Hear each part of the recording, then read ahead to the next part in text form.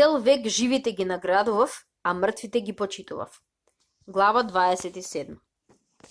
Како куп сеништа, на Александар му се причинуваа индиските филозофи. Поради тоа, кај кралот се јави немери сомнение во собствената вредност.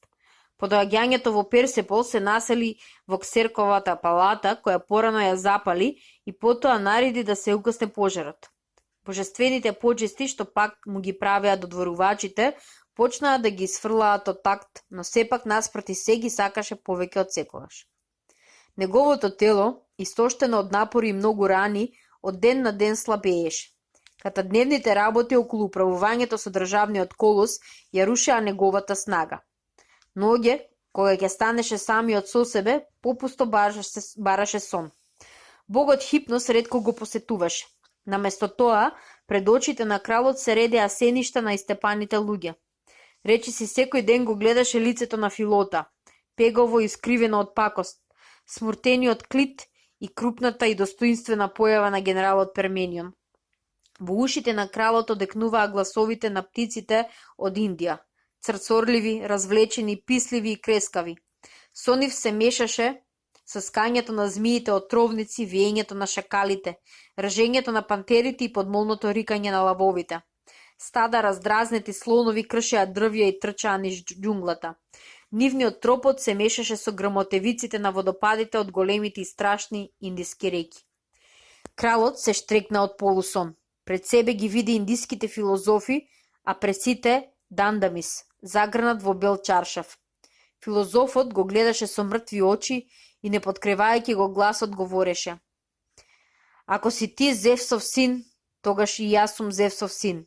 Од тебе ништо не примам, нити имам што да ти дадам." За време на престојот во Индија, Александар повика неколку истакнати филозофи. Сакаше со нив да поведе разговор, но тие на неговите прашања не одговараа. Наместо тоа тропкаа со нозите на место и фрлаа со жалеви погледи на него. Прашани преку толкувачот, што им значи тоа тропкање со нозите, одговорија: "На жив човек му се доста 2 чекора земја, а кога ќе умре, ни толку, ќе појде под земјата." Прогонуван од пречувство и несоница, кралот реши да го напушти Персопол и отиде во Вавилон. 30.000 млади азиати го придржуваа на патот до градот Опис на реката Тигрис. Старите македонски војници, нестрпливи и нерасположени, јавно негодуваа што ги зема кралот варварите во својата гарда.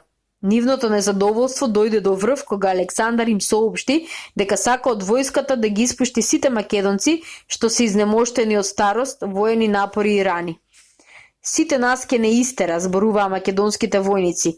"Ке не отера во Македонија, а место нас ке земе варвари да му служат." Распуштени, покажувајќи ги се повеќе своите каприци, македонците решија сите до еден да го напуштат кралот и да се вратат во Македонија. Александар, сакајќи по кој знае кој пат да влијае на нив, свика собор и им одржа говор. "Македонци," рече кралот, "не сакам да го спречувам вашето заминување во татковината. Според мене можете сите да одите. На соборот ве повикав само да ви докажам колку се наблагодарни од мојот татко Филип и од мене. Кога Филип станал ваш крал, вие сте биле сиромаси, никој ништо. Сте носеле облека од нештавена кожа со влакната свртени надвор како вистински варвари. Цел век своите клети стада од мршеви овци и кози сте ги чувале, од илирите, тракиците и трибалите. Ве плячкале кога ќе засакале. Мојот татко ви овозможил не само успешно да се борите против лошите соседи, туку и да ги победите и подчињете под своја власт. Од себе ги сврлите кожните облеки и обувки, облековте пристојни алишта. Филип од вас направи војници што може да се борат и на рамница и можат да бидат сигурни во своите мускули повеќе отколку во тврдини. Ве населил по градовите и ви направил закони. Тој ве натерал од дробови да станете слободни луѓе, да ги подчините тракирците и да станете нивни господари. Филип создал трговија и ви отворил излез на морето. Тој ги подчинил елините и особено фокиѓаните, кои пред вие некогаш сте премирале од страв. Атињаните и тебанците, кои некогаш не презирале и демнеле момент да не уништат, мојот татко дотерал до таму што веќе ништо не можеше да преземат против Македонија. Великодушниот Филип, Кога станал врховен заповедник на сите елини за борба против персијанците, својот успех не го препишувал само на себе, тука на сета заедница на сите македонци. Сите тие Филипови заслуги се огромни, макар што изгледаат мали во споредба со нашите успеси. Јас од татко ми наследив околу 500 таланти во сребро и војска што беше способна да го освојува светот. Кога преминавме преку Хелеспонд, имавме храна само за 1 месец. Со тоа ја почнавме војната. Но по борбата кај Граник, јас на македонската држава и го придадов Ионскиот архипелаг, Еолија, Голема и Мала Фригија и Лидија. Египетското и херенското богатство ги добивте без борба. Сирија, Палестина, Вавилон, Бактрија, Сусијана, Персија, Индија. Сето тоа ви припаѓа вам. Вие сте сатрапи, војсководители, владетели на земјите и морињата. Користа од сето тоа ја влечете вие, а јас, освен кралската облика и круна, немам ништо. Јас работам како сите вие, јадам како сите вие, но бдеам над вас. Ноќе ме мачи несоница само за да можете вие безгришно да спиете. Сигурно сите сметате дека само вие сте се трудиле и пателе. Ве прашувам вас, македонци, кој од вас може да тврди и за мене повеќе се грижело отколку јас за него? Вие што сте ранети, слечете ги своите облеки и покажете ги лузните од раните. Ке ги покажам и јас своите. Секоја рана ја добивав однапред и јас сум почувствувал на моето тело меч, копие, стрела, камен и стап. За вашата слава и богатство ве водев од победа во победа. Оне што загина во борба, стана славен и доби закоп достоен на јунак, зашто под мое водство ниеден не падна бегајки пред непријателот. Цел век живите ги наградував, мртвите ги почитував. Сакав да ги испратам дома истоштените, немокните и неспособните за борба, а вие се готвите сите. Одете, не ви бранам, но не заборавајте во Македонија да се пофалите дека сте го напуштиле својот крал Александар. Одете, не ви бранам, вашата постапка сигурно ќе ви донесе голема слава, повеќе отколку што сте ја стекнале кај мене. Одете. Александар одеднаш го заврши својот говор. Опфатен од гнев, скокна од говорницата и забрзано отиде во кралскиот двор. 2 дена ниеден македонец не пушташе кај себе. Го слушаа персијанци и меѓани. Третиот ден македонските војници почнаа да се јадосуваат и веќе во некои по групи доаѓаа кон дворот. Кога се собираа во голема група, најнапред почнаа препирка и кавга, фрлајќи ја кривицата едни на други, додека не почнаа да кукаат. Најпосле Александар се смилува на нив, прими пратеници и ги сослуша. Македонците војници се заколнуваа кралот да им прости. Беа готови да ги кажат потикнувачите и нивните незадоволници. Кралот, трогнат од нивната искреност и солзи, излезе пред дворот и им се покажа на сите. Смеејќи се и мавтејќи со раците, им даваше на знаење дека им проштева. Македонците плачеа од радост, се расплака и кралот. 2 дена подоцна, 10.000 македонци, слаби и неспособни за воени напори, го напуштија градот Опис и тргнаа кон Хелеспон да се префрлат во Тракија, а оттаму во Македонија. Александар на секого му даде плата според времето поминато во војната и згора уште по 1 талант. Освен тоа ги задржа децата и жените на македонците кои се оженија повтор пат во Азија и им обезбеди иднина. Тоа го направи за неговите војници да немаат непријатности од жените што ги оставиле во нивните куќи.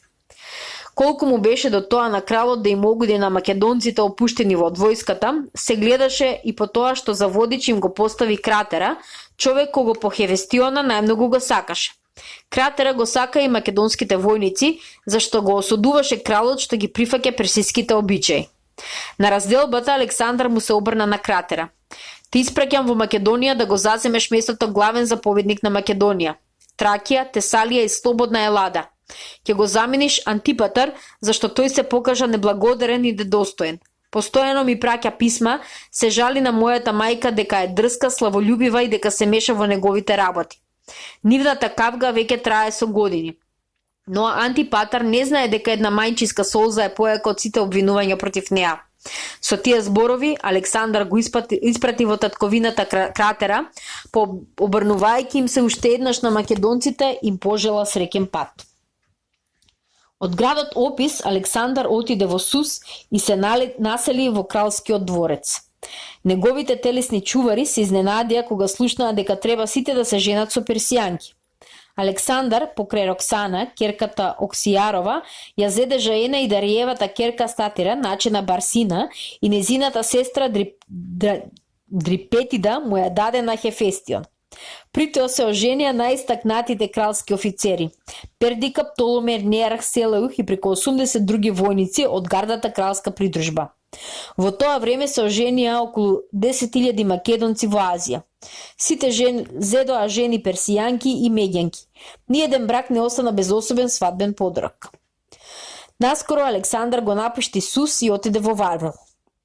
Откако ги обиколи Нисејските полиња, каде што испрати преку 100.000 коњи, кралот дојде во Екбатан и се насели во дворот на асирските цареви.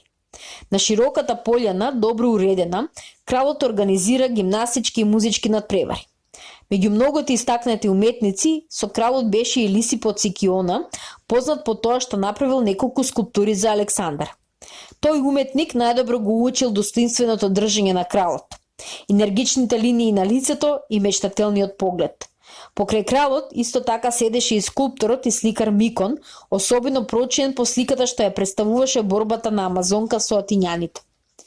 Кога надпреварите беа во најголем ек, еден гласник дотрча и му јави на Александар дека Хефестион е на смрт. Кралот веднаш го напушти полето и отрча во дворот, но Хефестион веќе беше мртов. Кралот, откако го виде пријателот мртов, ја искина облеката на своите гради и извика: "Ме напушти човекот кого го сакав најмногу." Потоа падна на мратовецот и остана така неколку часа. Срозен и столчен од жалост, офицерите одвај го одвоија од мртвиот пријател, го одведоа во неговите одеи и го ставија во постела. Утредента, во настап на разочарување, кралот им нареди на војниците да го распнат на крст лекарот Глаука што го лекуваше Хефестиона. Офицерите, макар што знаеа дека лекарот не е виновен, не се осмелија да преговорат ни збор. На сите им беше познато дека Хефестион беледуваше од стомак и дека без знаење на лекарот изел варен петел и испил неколку пехари чисто вино, но плашејќи се од гневот на кралот, сите молчеа. Александар, погледот на Ахилес, ја пресече косата и му ја принесе како жртва на пријателот. Брадата и мустаките од секогаш ги вричеше за да им биде сличен на боговите Аполон и Хермес. Истиот ден испрати пратеници во Египет да ги прашаат за совета му новите свештеници дали треба за умрениот Хефестион да му принесува жртви. За тоа време нареди во цела Азија да се заведе општа жалост, на прво место да се изгасат сите свети огнови во храмовите, што беше вообичаено во Персија само кога ќе умре крал. На величествената клада беше изгорено телото на Хефестион. Подоцна се расправаше дека кралот на закопот и надгробниот споменик потрошил преку 10.000 таланти. Едно варварско племе, косеци, најскапо ја плати кралската жалост. Александар во настап на тага им нареди на своите војници да ги фаќаат пораснатите косици и да ги колат како жртви за Хефестионовата душа. Овој лов на луѓе траеше со месеци. Александровата жалост стана толку свирепа што тој на своите најблиски пријатели им влија страв во коските. Огромното царство веќе почна да се урива. Речиси во сите области сатрапите собираа војска и чекаа момент како волци да се фрлат на лешот на колосот кој почна да паѓа. Во Бактрија пламна востание, во Медија исто така. Харпал, главниот кралски благајник, го крена богатството од ризницата и побегна без трага. Во Македонија народот се подели во две групи. Едниот дел му приде на Антипатар, а другиот на Олимпијада. Во секој момент се закануваше опасност да избие крвопролевање. За тоа време Александар лудуваше, го жалеше својот пријател Хефестион. Му се чинеше дека тоа од се е најважно. Нареди на сите коњи во околните области да им се отсечат гривите во знак на жалост. 8 дена подоцна беа одбиени запците на зидовите на многу градови. Во меѓувреме се вратија пратениците што отидоа во Египет да ги прашаат за совета Амоновите свештеноци и пророци. Тие донесоа вест дека на умрениот Хефестион треба да му се пренесуваат жртви како на херој. Александровата жалост за пријателот во голем степен излезе од границите на нормалното. Претерувајќи во се, кралот сигурно сакаше да покаже колку е голем и во жалоста, која впрочем не беше долготрено. Набргу почна да се грижи за себе и повеќе од секогаш да мисли на својата личност. Неговите пријатели забележаа дека се повеќе го фаќа празноверие. Кралот во најнезначителните работи гледаше знамение и ги сметаше за чуда. Поради тоа го опфаќаше тревога, го обземаше неспокојство и страв за животот. Никогаш во царската палата немало веќе вражалци, гаталци и пророци, илузионисти и астролози колку таа година. Магија и гатање и принесување жртви катадевно го прокажуваа кралот и неговите додворувачи. Генералот Пердика во доверба им зборуваше на пријателите. Некогаш се згрозувавме од заслепените постапки на кралицата Олимпијада, а еве сега го имаме пред неа, пред очи и незиниот син, кој изгледа во тоа ќе ја надмине и мајка си. Во Бактрија востание, скитите се подготвуваат за бунт, меѓаните се отцепуваат од власта, а нашиот крал не презема ништо, рече Селеук. Нема време, потврли Птоломеј, премногу е зафатен со себе си и со својата величина. Александар ревносно принесуваше жртви и уште поревносно организираше пијанки кои продолжуваа од ноќ до ноќ. Еден ден по едрењето на Зеуфрат, додека кралот играше со топка, му дотрча еден слуга престрашен и зазбиван.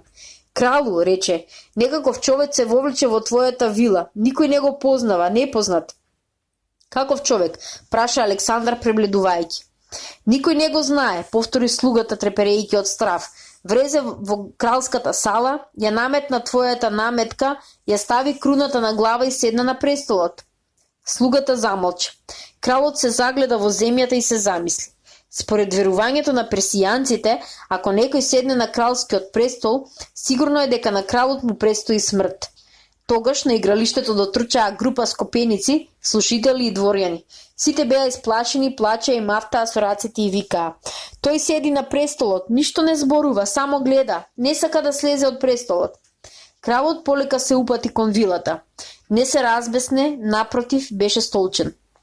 Навистина, на престолот седеше тугинец, загрнат со кралската наметка, со круната на глава. Лицето на тој човек беше бледно, испиено и со пропаднати образи. Неговите очи чудно светкаа во полумракот. "Кој си?" го праша Александар. "Роден Елин," тивко одговори човекот. "Името ми е Дионис. Бев во Пранги. Богот Серафис ми ги раскина прангите, ме донесе овде и ми нареди да ја наметнам кралската наметка, да ја ставам круната на глава и молчејќи да седнам на твојот престол. Тој е тука, стои покрај мене, ме штити. Богот Серафис." Врачот, Аристандар, наметнат со бела наметка, на персиски начин, со набелено лице и на црнети веги, стоеше покрај кралот. "Што да правиме?" обзевен од трепет го праша кралот Александар. "Уби го," одговори врачот мирно. Спроти светлината на факелите, што ги внесоа слугите, крајот се загледа во тугинецот. Очите на непознатиот го одмеруваа од глава до петици, а околу усните му лебдеше презрива насмевка. На сите им беше јасно дека човекот му се подбива на кралот. "Ово е луд," му шепна Птоломеј на генералот Пердика. "Убите го," викна кралот Александар и задушувајќи се од чудовидоста падна на една софа. "Луд," повтори тивко Птоломеј. "А кралот е уште полуд," му шепна на ува генералот Пердика. Двајца силни робови го зграбчија непознатиот, го изнесоа од салата и пред вратата го убија. Оттогаш Александровото расположение беше страшно. Беше убеден дека му се приближува смртта. Дење трепереше од заговорници, а ноќе бдееше држејќи го испуканиот меч покрај предницата. Најмногу се плашеше од Антипатар и неговите синови. Еден од нив, на име Јола, му беше готвач, а другиот Касандар само што стаса од Македонија. Јола го тераше секој јадење да го проба пред него, а секој пегар да го отпие до половина. Кога Касандар виде како пред нозите на крадот паѓаат сите ничком со ред, прсна во громогласна смеја. Александар го опфати јарос, скокна од престолот, го грабна момчето со двете раце за коса и ја тресна главата од зидот. Кога Касандар се освести од ударот и стравот, истиот ден му рече на Птоломеј дека видел лудило во очите на кралот. На гозбата што ја приреди во чест на Неарх, заповедникот на морнарицата, кралот претерано пиеше. Потоа се искапа и отиде на гости кај Менида и цел ден помина во пиење. Пред вечер го фати треска и го собори в постела. 13 дена кралот боледуваше. На македонските војници им се чинеше дека дворјаните ја кријат неговата смрт. Поради тоа нагрнаа во дворот, Ги разбркаа стражарите и влегоа во кралската одаја. Сосема изнемоштен, без глас, Александар лежеше. Ги беше отпуштил рацете на покривачот. Војниците со ред, во мир, приоѓаа кон постелата, ги допираа неговата рака и плачејки излекуваа надвор од атајата. Таа ноќ во Сераписовиот храм деја пријателите на кралот. Клеомен, Менида, Селиук, Пеукес и други и го прашуваа божеството дали би било добро болниот крал да го пренесат во храмот тој да ги излекува. Се раскажува дека Богот одговорил: кралот нека остане каде што е, таму ќе му биде најдобро. Утредента на кралот за момент му се поврати гласот. Собрани околу постелата, офицерите и дворјаните се обидуваа барем некој збор да чујат од него.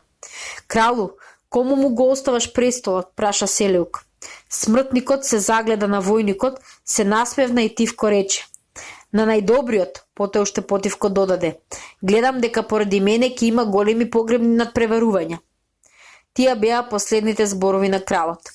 Александар Македонски умре по 12 години и 8 месеци од своето бурно владење. По години умре млад, во полна машка сила, но по доживувањата тој беше старач кога го беше напуштила и духовната сила. Почна веќе да станува дете. Меѓутоа, веднаш почна да се расправа дека Александар е отруен, дека отровот го пронашал филозофот Аристотел и дека му го дал на Касандар, синот Антипатров, кој што отровот го пренел во Вавилон со копито на маска. Се зборуваше дека Аристотел сакал да ја одмазди смртта на својот браточет Калистен, кога Александар го осудил на смрт. Едни тврдеа дека кралот на гозбата кај Медида по првиот пехат го фатиле болки во стомакот. Други расправаа дека го виделе Александар како оди кон Еуфрат со цел да се удави и на тој начин да го снема како бог, а дека во тоа го спречила Роксана. Овие и други приказни, наполно неосновани, може да се земат како подказ за легендите создадени во животот и смртта на Александар. Кралот 40 дена боледуваше од треска, веројатно од маларија, која го совлада неговото истоштено тело. Тоа беше обично, ненадено и безгласно исчезнување на смртен човек.